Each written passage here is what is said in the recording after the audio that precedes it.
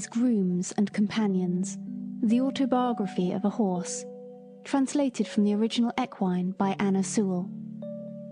Part 1, Chapter 1, My Early Home.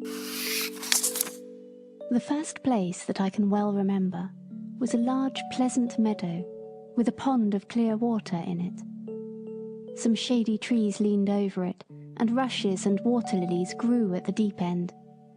Over the hedge on one side we looked into a ploughed field, and on the other we looked over a gate at our master's house, which stood by the roadside.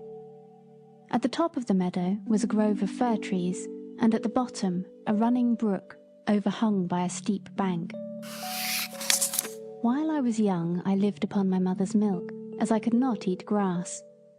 In the daytime I ran by her side, and at night I lay down close by her. When it was hot, we used to stand by the pond in the shade of the trees, and when it was cold, we had a nice warm shed near the grove. As soon as I was old enough to eat grass, my mother used to go out to work in the daytime and come back in the evening. There were 6 young colts in the meadow besides me. They were older than I was. Some were nearly as large as grown-up horses. I used to run with them and had great fun.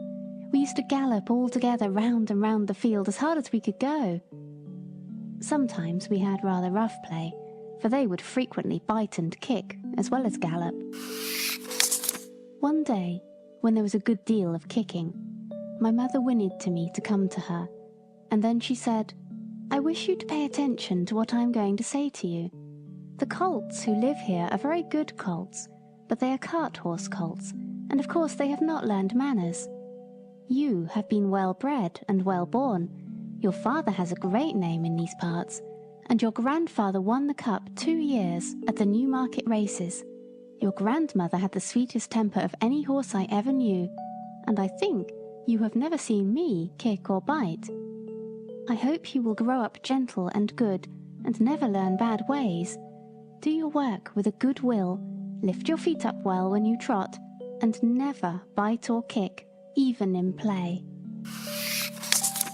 I have never forgotten my mother's advice.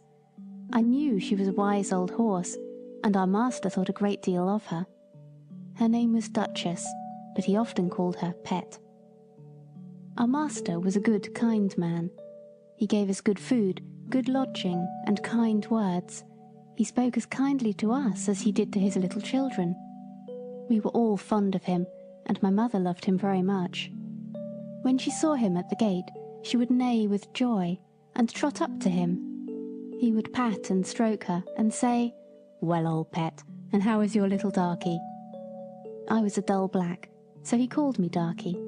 Then he would give me a piece of bread, which was very good, and sometimes he bought a carrot for my mother. All the horses would come to him, but I think we were his favourites. My mother always took him to town on a market day in a light gig. There was a ploughboy, Dick, who sometimes came into our field to pluck blackberries from the hedge.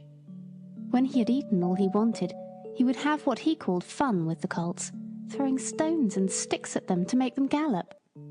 We did not much mind him, for we could gallop off, but sometimes a stone would hit and hurt us. One day he was at this game, and did not know that the master was in the next field, but he was there, watching what was going on. Over the hedge he jumped in a snap, and catching Dick by the arm, he gave him such a box on the ear as made him roar with the pain and surprise. As soon as we saw the master, we trotted up nearer to see what went on.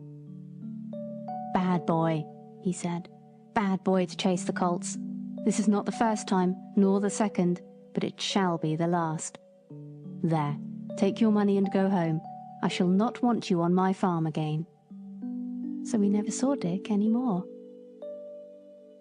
Old Daniel, the man who looked after the horses, was just as gentle as our master, so we were well off.